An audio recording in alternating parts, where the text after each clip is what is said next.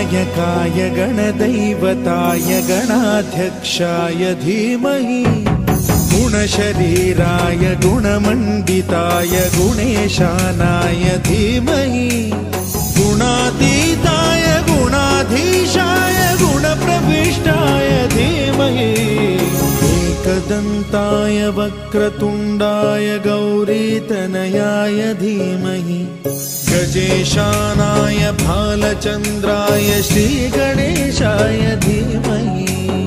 एकदन्ताय वक्रतुण्डाय गौरीतनयाय धीमहि गजेशानाय भालचन्द्राय श्रीगणेशाय धीमहि गानचतुराय गानप्राणाय गानान्तरात्मने गानोत्सुकाय गानमत्ताय गानोत्सुकमनसे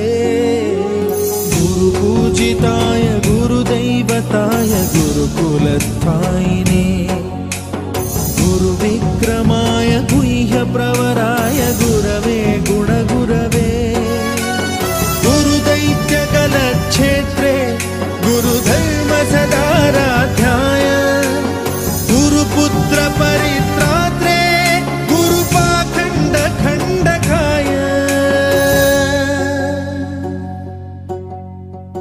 गीतसाराय गीततत्त्वाय गीतगोत्राय धीमहि